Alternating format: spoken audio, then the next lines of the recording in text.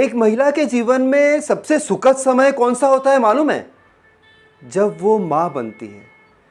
माँ बनना एक इतनी बड़ी ब्लेसिंग्स भगवान की तरफ से दी गई है जो सिर्फ महिलाओं को दी गई है। अगर कोई महिला माँ नहीं बन पाती है तो समाज में उनकी तरफ उंगलियां उठती ही उठती हैं, जो कि होना नहीं चाहिए, पर ऐसा होता ही होता है। उनके हस्बैंड की तरफ भी उंगली उठती है, लेकिन ज़्यादा उंगली उठाते हैं लोग महिला की तरफ, लड़की की तरफ, कोई फीमेल की तरफ जो माँ नहीं बन पाती है। लेकिन और भी दुर्भाग्य हो जाता है, एक दुखद अनुभव हो जाता है जब कोई महिला प्रेग्नेंट तो हो जाती है पर किसी न किसी कारण से मिसकैरेज या गर्भपात हो जाता है। ये शब्द तो आपने सुना ही होगा कभी न कभी जीवन में, मिसकैरेज या गर्भपात।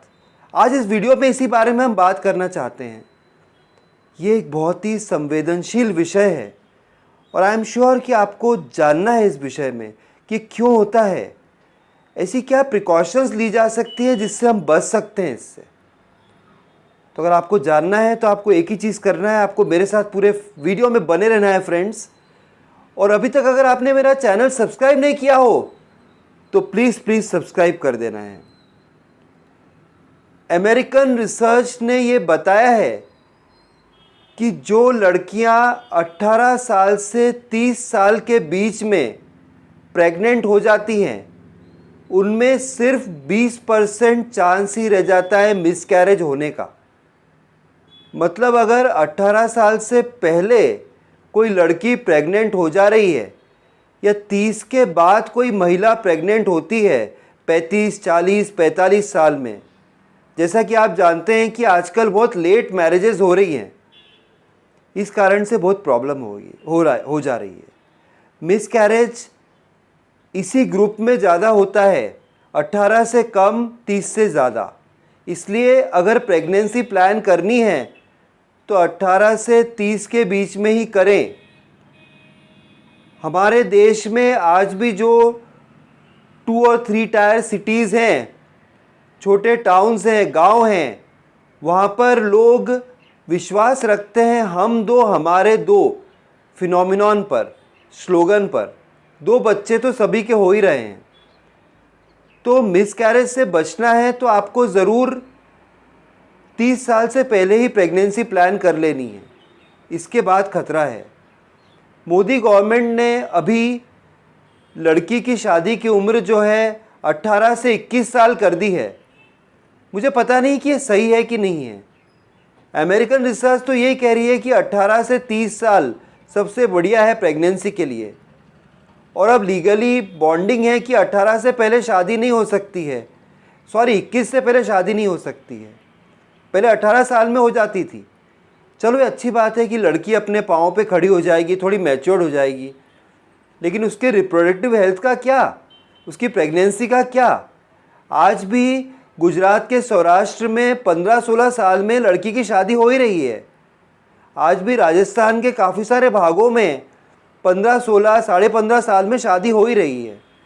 तो क्या ये स्टेप रियली सही है? और जहाँ तक हम मिसकैरेज की बात कर रहे हैं या प्रेगनेंसी की बात कर रहे हैं, उसके लिए सही रहेगा कि नहीं रहेगा? मैं चाहता हूँ कि आप मुझे बताएं इस बारे में YouTube कमेंट बॉक्स में। और भी बहुत सारे कारण होते हैं मिसकैरेज के। इसको जानने से पहले थोड़ा बेसिक्स पे तवज्जो देते हैं, पहले समझने का प्रयास करते हैं कि आखिर ये मिसकैरेज होता क्यों है। सबसे पहला रीज़न, क्रोमोसोम। क्रोमोसोम क्या है? जेनेटिक मटेरियल होता है हमारी बॉडी में। आपने देखा होगा कि जो लड़का है वो अपनी माँ की तरह दिखता है और लड़की जो है अपने पिता की तरह दिखती है। इसलिए दिखती है कि जेनेटिक मटेरियल जो है पेरेंट्स से बच्चों में ट्रांसफ़र हो जाता है और इस कारण से क्रोमोसोम ही डिटरमाइन करता है कि वो लड़का होगा या लड़की होगी।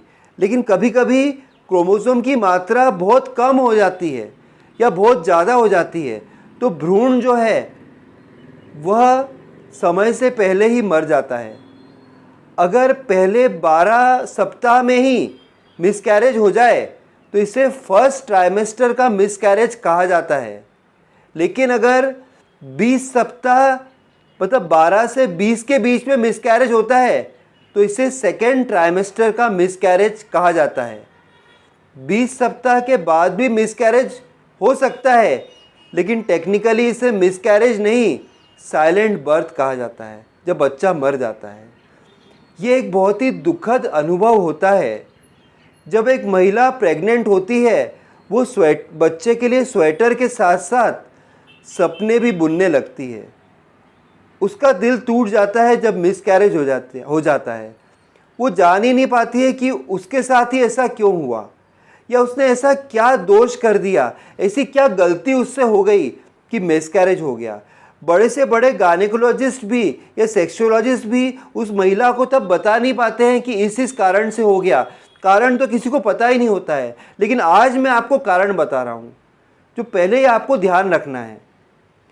महिला के लिए नहीं बल्कि उनके हस्बैंड के लिए, पति के लिए भी बहुत दुख का विषय होता है अगर प्रेगनेंसी प्लान हो गई है, महिला प्रेग्नेंट हो गई है और फिर मिसकैरेज हो जाता है। कभी कभी आगे सेकेंड टाइम प्रेगनेंसी में भी प्रॉब्लम आती है। तो इतनी सारी प्रॉब्लम्स हैं, इनसे निजात आपको मिल सकती है अगर छोटी छोटी बातों का आप ध्यान रखेंगे। अगर आप खुद प्रेग्नेंट होने वाली हैं, प्रेगनेंसी आपने प्लान कर रखी है, या आपके परिवार में कोई महिला प्रेग्नेंट होने वाली है, तो आपको क्या क्या बातें ध्यान रखनी है। नंबर 1, प्रेग्नेंट वुमेन को ज़रूरत से ज़्यादा फिज़िकल स्ट्रेस नहीं लेना चाहिए, जैसे कि बर्तन धोना, कपड़े धोना, कोई चीज़ें भारी उठाना, बिल्कुल भी उनको नहीं करना चाहिए।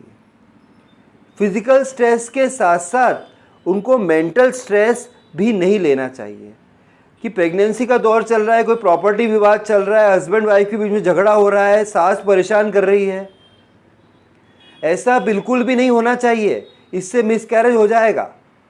और आपको ध्यान रखना है कि शराब, सिगरेट, खैनी, टोबैको और ड्रग्स का प्रयोग बिल्कुल भी नहीं करना चाहिए। जब दीपिका पादुकोण ड्रग्स केस में फंसी तब कितने सारे व्लॉग्स और ब्लॉग्स आए जिसमें क्रिएटर्स ने ये बताया कि शायद दीपिका पादुकोण कभी माँ बन ही नहीं पाएंगी, क्योंकि शायद वो लंबे समय से ड्रग्स लेती आ रही हैं। इसलिए आपको ध्यान रखना है कि सिगरेट, शराब, खैनी, टोबैको, ड्रग्स, अल्कोहल से बिल्कुल बचना है। आपको इतनी बड़ी ब्लेसिंग्स मिलने वाली है, आप माँ बनने वाली हैं, क्या इतना सा सैक्रिफाइस आप नहीं करेंगे? प्रेगनेंसी के दौरान बहुत ही ज़्यादा क्रेविंग होती है महिला को, उसको अच्छा खाने को चाहिए, और स्पेशली जंक फूड, तला भुना खाने को चाहिए। उन्हें पिज़्ज़ा चाहिए, चाइनीज़ चाहिए, बर्गर चाहिए, वड़ा पाव चाहिए, मिठाई चाहिए, डेजर्ट चाहिए, न जाने क्या क्या चाहिए। अगर पुरानी आइसक्रीम खिला दोगे, पुराना केक खिला दोगे बाज़ार से लाके, तो फूड पॉइजनिंग हो सकता है। फूड पॉइजनिंग भी एक रीज़न हो जाएगा मिसकैरेज का। चाइनीज़ फूड तो मैं कहता हूँ बिल्कुल भी मत खिलाओ। चाइनीज़ फूड में अजीनोमोटो होता है, जो कि बहुत डेंजरस सॉल्ट है। उसमें कुछ सॉसेज रहते हैं जो बहुत डेंजरस है प्रेगनेंसी के दौरान। कभी भी आपको नहीं खिलाना चाहिए अपनी वाइफ को, या महिला को कितनी भी क्रेविंग हो, चाइनीज़ फूड मत खिलाओ। अगर महिला को थायराइड है और डायबिटीज़ की शिकायत है, मधुमेह की शिकायत है, तो डॉक्टर के कंप्लीट सुपरविजन में महिला को रखना होगा। और ये थायराइड के जो लेवल्स हैं इनको बार बार चेक करवाना चाहिए आपको। डायबिटीज़ को कंट्रोल में रखना चाहिए, नहीं तो मिसकैरेज का बहुत भय रहता है। ये सब मैंने कारण बताए हैं आपको ध्यान रखना है इन चीज़ों का। इतनी बड़ी खुशी आपके जीवन में आने वाली है, कहीं वो खुशी जो है दुख में न बदल जाए। इसलिए आपको छोटी छोटी बातों का ध्यान रखना है जो मैंने इस वीडियो में आपको बताया है। जो भी इन्फॉर्मेशन मैंने दी अगर अच्छी लगी हो, चैनल को सब्सक्राइब करिएगा, वीडियो को लाइक करिएगा, फ्रेंड से शेयर करिएगा, बेल आइकन को ज़रूर हिट करिएगा, जिससे मेरे सारे वीडियोज़ आपको आसानी से मिल जाएंगे। फिर किसी और दिन किसी और वीडियो में ऐसी ही इन्फॉर्मेशन आपसे शेयर करूंगा फ्रेंड्स। तब तक के लिए बाय, टेक केयर फ्रेंड्स।